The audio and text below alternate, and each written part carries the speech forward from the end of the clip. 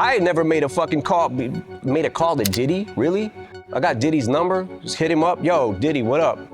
Never happened. Diddy was connected to everyone. He knew politicians, billionaires, major celebrities, and even some of the biggest names in rap. Even 50 Cent was once close to him before they went their separate ways and turned into rivals. But in the whole music world, there was one artist who stayed away from him more than anyone else. One artist who wanted nothing to do with Diddy or the world around him. That artist was Eminem. Hey guys, I'm The Cold Bar, and I'm starting my YouTube journey making videos about music culture. And today we're diving into why Eminem was never afraid of P. Diddy. Now let's jump straight into the video. To understand this story, we need to go back in time. When Eminem was just starting his rap career, Diddy was already one of the most powerful figures in hip-hop. His label, Bad Boy Records, was the place almost every artist wanted to be. But not Eminem. Marshall decided to follow a different path, the one he had always wanted. He signed with Aftermath Records and teamed up with Dr. Dre, and together, they started making history. But even before Eminem became famous, he had already thrown a shot at Puff. That happened back in 1996 on the track Fucking Crazy. Original bad boy on the case, cover your face, came into place, blowed and sprayed Puffy with mace. It was an early sign that Eminem wasn't scared to challenge the biggest names in the industry. Around that same time, he also had issues with another major figure, Suge Knight. Suge was the head of Death Row Records, the label behind legends like Tupac, Snoop Dogg, and Dr. Dre. People saw him as the boogeyman of hip-hop. He didn't just intimidate people, he controlled everything around him. Known for using fear, violence, and pure cruelty, Suge built his empire in whatever way he needed to. They was not scared of Suge Knight. They was terrified of Suge Knight. But M didn't care about Suge's street reputation. That became obvious when Suge Knight suddenly showed up with a crew of Mexican gangsters on the set of 50 Cent in the club video. Suge's outside! Suge's outside! Everybody like, he was running, dropped, So Suge came, he had some Mexican niggas. Now we from New York. You ain't never seen a nigga with a tattoo on his forehead. 118th Street crew. I'm like, what the fuck? But Eminem didn't back down. He simply stepped outside and confronted Suge and his crew face to face. This is when I knew Eminem was real. He's like, I don't give a man. This is when I knew, I'm like, damn, Eminem is a real nigga. These niggas, 50 niggas outside, what's up? And then the nigga Suge just walked away. The Mexican niggas looked kind of confused, like they didn't know what was going on. After that, M even recorded a diss track aimed at Suge. But it never came out because Dre asked him not to, saying it wasn't his beef. My whole career without ever mentioning Sugar Street told me stay out. This wasn't my beef. But that track eventually leaked, and it was absolutely ruthless.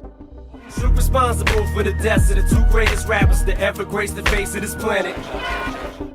And if Eminem had the courage to face Suge Knight, why would he ever be scared of Diddy? Honestly, when you look at everything Puff has done throughout his career, it's hard to even say who was more dangerous, Suge or Diddy.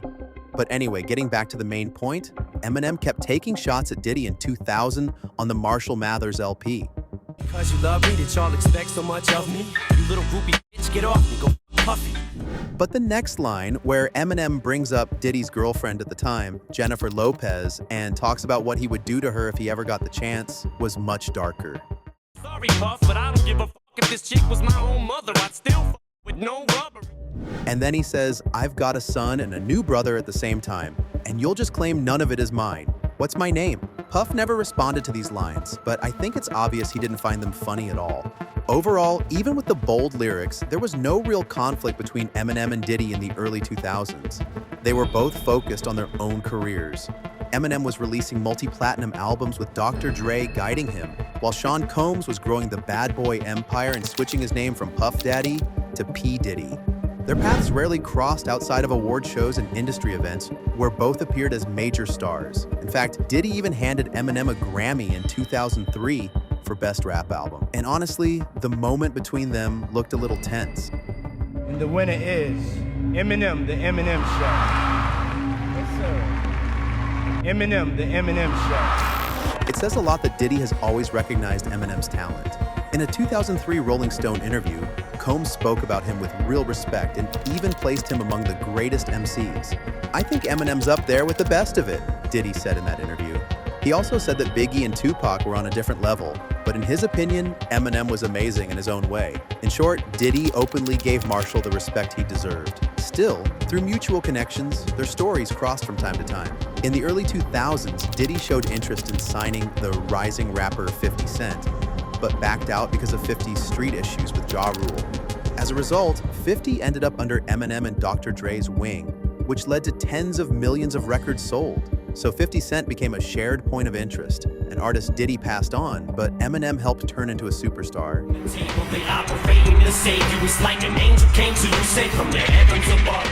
After that, things stayed quiet between them for a long time. But in 2015, the documentary Murder Rap Inside the Biggie and Tupac Murders was released. In it, retired LAPD officer Greg Kading presented his investigation and claimed that Diddy had allegedly ordered Tupac's murder for $1 million. With PPD named as one of the shooters, 50 Cent immediately jumped on the story, saying that Diddy really was behind Pac's death. I told you you can't trust these niggas. Now Puffy done killed Tupac, man. Eminem followed the story too. A bit later in 2018, he dropped his MGK diss track Kill Shot, where he says, "Counts the day you put out a hits, the day Diddy admits that he put the hit out, they got pop kill, ah?"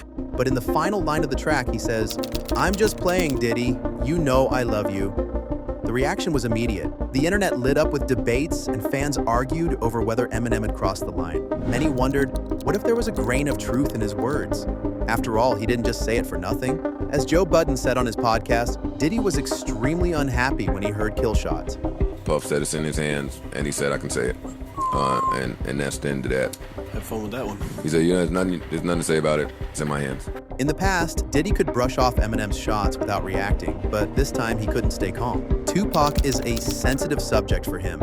He denies any involvement every chance he gets and avoids the topic whenever possible. Now let's talk some hip-hop shit, man. I want to talk to Puff right now. Yes. Now, it was this documentary that claimed, which we know wasn't true. Yeah, check this out. We don't talk about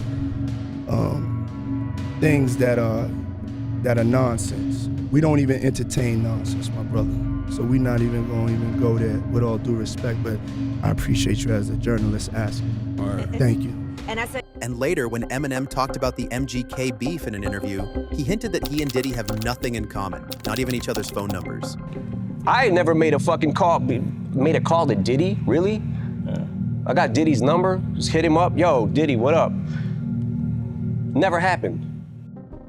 You'd think that after 2018, Eminem and Diddy would keep their distance. But just a couple of years later, their names surfaced together again.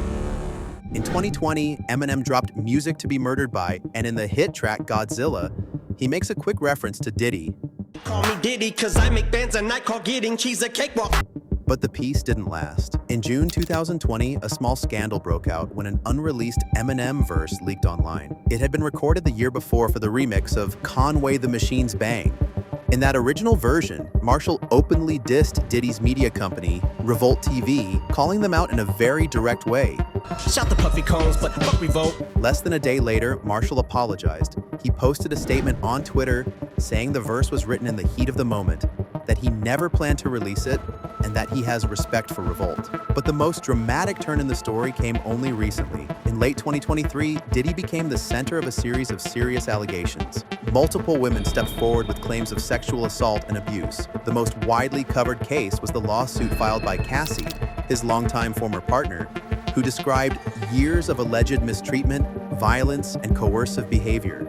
And then Keefe D was arrested after appearing on multiple YouTube channels, openly discussing his connection to Diddy and claiming that Puff had supposedly asked him to help carry out the hit on Tupac, and killing he himself had long implied he was involved in.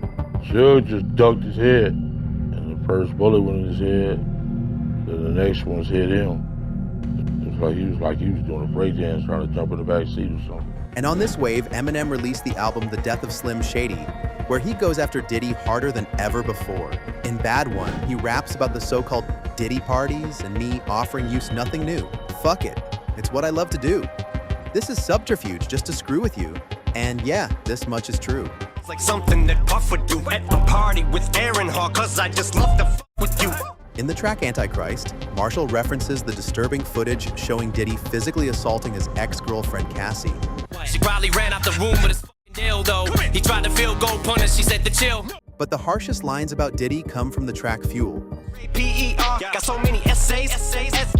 Wait, he didn't just spell the word rapper and leave out a P, did he? So basically, rapper spelled without a P spells raper or rapist, and the SAS, short for sexual assault. And after that, he continues, R.I.P., rest in peace, Biggie and Pac. Both of y'all should be living, but I ain't trying to beef with him because he might put a hit on me like Keefy D. Get him.